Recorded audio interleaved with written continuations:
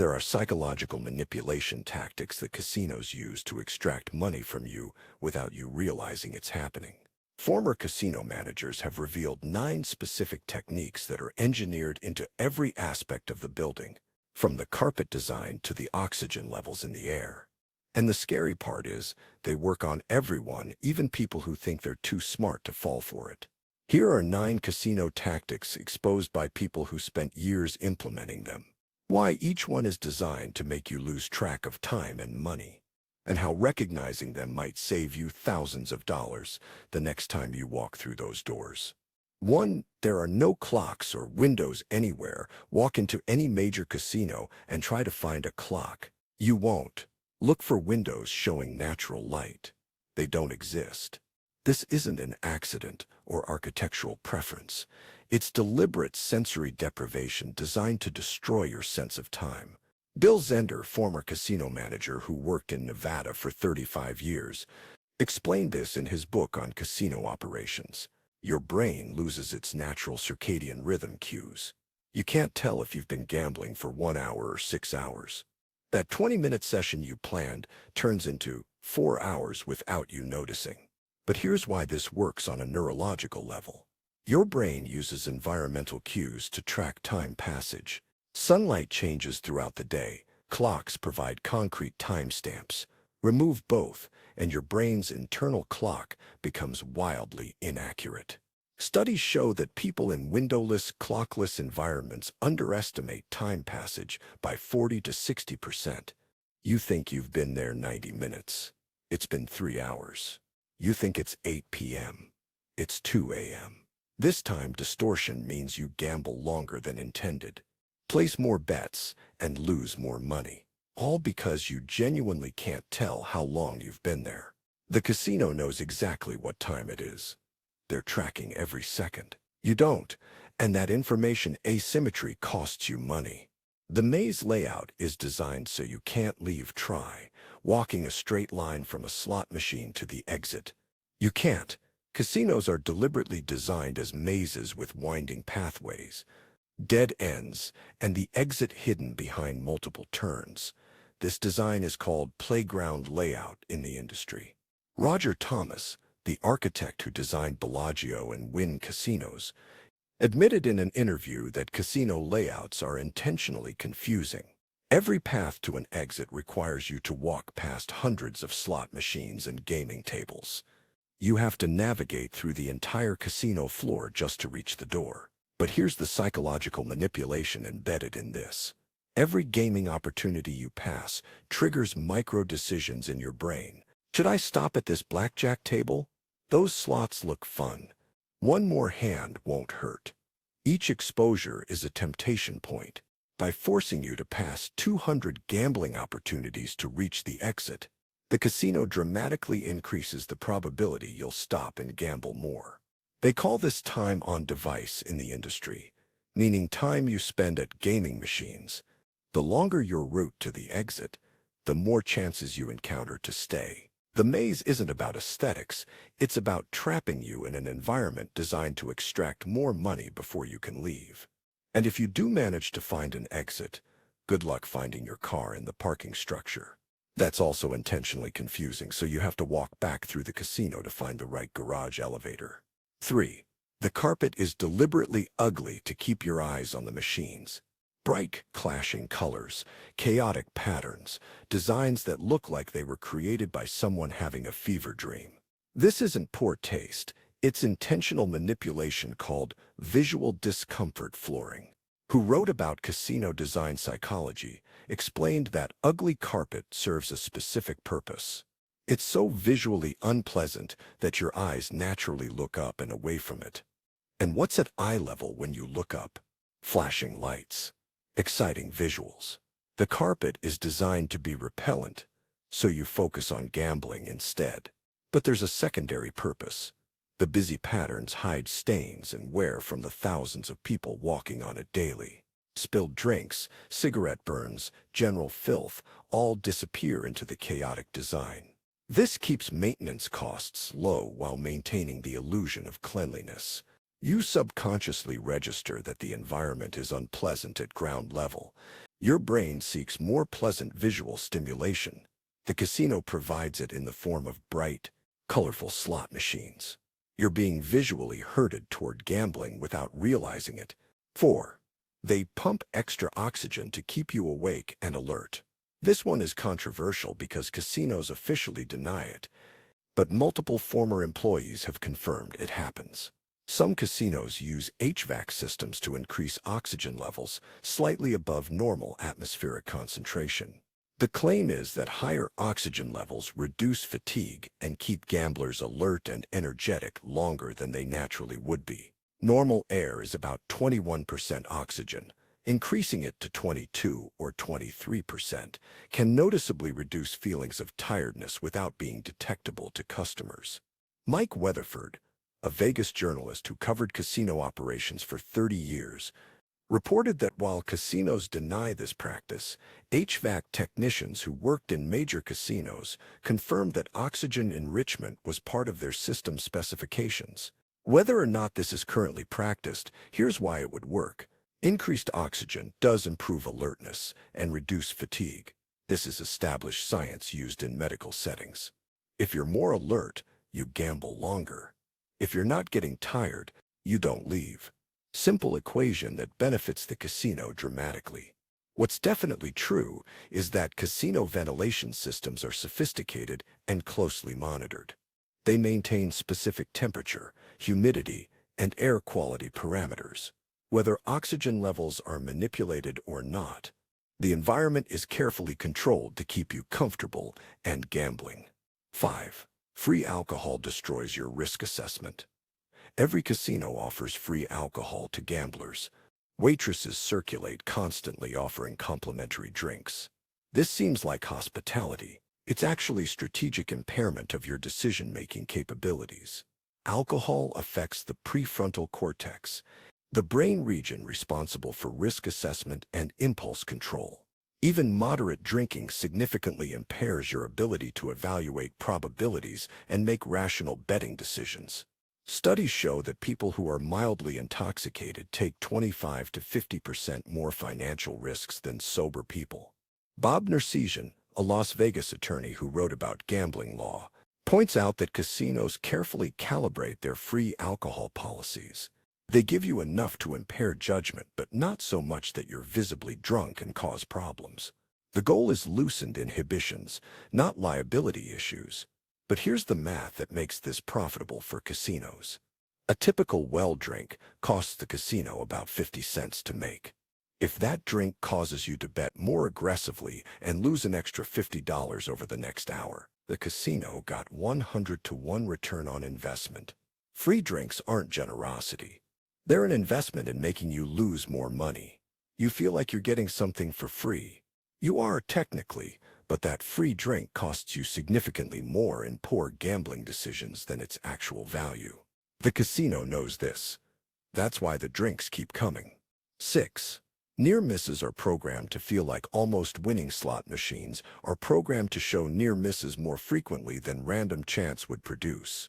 You see 2 jackpot symbols, and the third one stops 1 position away. This happens constantly. It feels like you almost won. That's by design. Luke Clark, a neuroscientist who studies gambling, has published multiple papers on near-miss effects. Brain scans show that near misses activate the same reward pathways as actual wins. Even though you lost money, your brain registers near misses as almost winning rather than definitely losing. This creates the illusion that you're close to a big win and should keep playing. But here's the reality. Modern slot machines are controlled by random number generators. The symbols you see on the reels are just visual representations of outcomes already determined by the RNG. The near miss isn't random. It's programmed to appear more often than probability would suggest because it keeps you playing. A truly random slot machine would show near misses at the same rate as any other losing combination. Instead, they appear 2 to 3 times more frequently. This manipulation makes you believe you're due for a win or getting close when actually you're just losing repeatedly, with visual manipulation making those losses feel like progress. 7. Slot machines use losses disguised as wins. You bet $1 on a slot machine. You win 50 cents. The machine celebrates with lights, sounds, and congratulatory messages. You just lost 50 cents, but your brain registered it as a win. These are called LDWs in the industry, which stands for losses disguised as wins. Mike Dixon, a researcher at the University of Waterloo who studies gambling psychology, found that LDWs activate the same brain reward systems as actual wins. Your dopamine response doesn't distinguish between winning 50 cents on a $1 bet and winning $5 on a $1 bet, even though one is a net loss. But here's why this is so effective. Casinos discovered that frequent small payouts keep people gambling longer than infrequent large payouts. You get constant reinforcement that feels like winning even though you're steadily losing money. The machine pays you 50 cents, 80 cents, 30 cents repeatedly while taking your full dollar bet each time. You walk away thinking you had a lot of wins. You did, technically, but you netted a loss because none of those wins exceeded your bet. The celebration sounds and flashing lights convinced your brain you were winning when the math says you were losing the entire time. 8. Chips. Remove the psychological pain of losing money. Casinos don't let you gamble with cash at table games. You have to convert money into chips first. This isn't about convenience or security. It's about psychological distance from real money. He's studied how payment methods affect spending behavior. Physical cash creates psychological pain when you spend it. You feel the loss tangibly. Chips, credit cards, and digital payments reduce that pain significantly. When you bet a $100 chip, it doesn't feel like betting $100. It feels like betting a piece of plastic. The psychological separation between the chip and actual money reduces the pain of losing. You bet more aggressively with chips than you would with cash. But here's the secondary manipulation.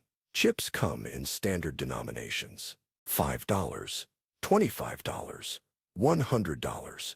This makes it easy to bet in round numbers without thinking about odd amounts. You bet one chip without calculating that you're wagering $100. If you had to count out five $20 bills, you'd think harder about the bet. When you cash out, the casino converts your chips back to money. Only then do you realize how much you actually lost. But by that point, the psychological damage is done. You made dozens or hundreds of betting decisions with reduced psychological pain because you weren't handling actual money. 9. The casino staff is trained to keep you playing. Dealers, floor managers, and waitresses are all trained in specific techniques to keep you gambling longer. They're friendly, engaging, and helpful. That's not just customer service. It's strategic manipulation. Former dealer testimonies reveal specific training on how to encourage longer play. Dealers congratulate you enthusiastically on wins to create positive reinforcement. They commiserate on losses to make you feel understood and sympathetic. They chat casually to build rapport, so you feel comfortable staying. Floor managers watch for people who look like they're about to leave. If you're a significant player, they'll offer comps, free meal vouchers, or room upgrades to convince you to stay. These offers seem like rewards for playing. They're actually investments to extract more money from you before you leave. But here's the most manipulative part. Staff are trained to identify problem gamblers and encourage them specifically. People showing signs of gambling addiction are the most profitable customers. They chase losses, bet irrationally, and stay until they're broke. Ethical casinos are supposed to cut off problem gamblers, but multiple investigations have found that staff are often incentivized to keep these people playing because they generate the most revenue. The person who needs to stop the most is the person the casino works hardest to keep at the tables. Why these tactics work on everyone? You probably think you're immune to these manipulations. You're not. These tactics work because they exploit fundamental features of human psychology that we all share. Time distortion works because your brain needs external references to track time accurately. Remove them and everyone struggles. The maze layout works because every gambling opportunity is a temptation point, and repeated exposure increases likelihood.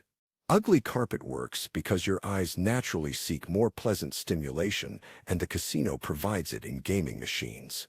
Free alcohol works because ethanol impairs the prefrontal cortex in everyone. Near misses work because your reward system activates before conscious analysis determines you lost. Losses disguised as wins work because dopamine response precedes logical evaluation. Chips work because psychological distance from real money reduces spending pain in all humans. And the trained staff work because we're social creatures who respond to friendliness and encouragement even when we know it's strategic.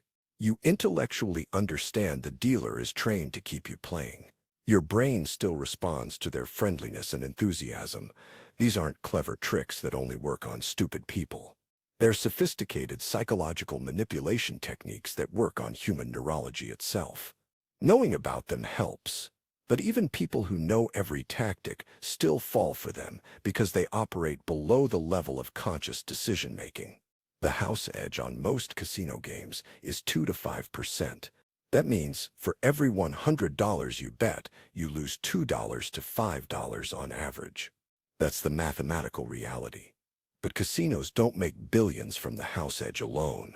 They make billions by using these psychological tactics to get you to bet hundreds or thousands more than you intended. You walk in planning to gamble $200 for 2 hours.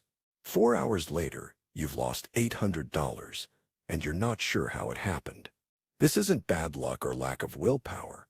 It's sophisticated environmental manipulation designed by people who spent decades studying how to extract maximum money from customers. Every element of casino design serves one purpose: keep you playing. Take your money. The clocks, windows, layout, carpet, air, drinks, machine programming, chips, and staff training are all working together as a system optimized to make you lose more than you intended. Now you know 9 of the tactics. Whether that knowledge actually helps you or just makes you aware of your own manipulation is the real question. Because casinos are betting that even when people know these tricks, they still fall for them, and based on the billions in annual casino revenue, that bet pays off every single time.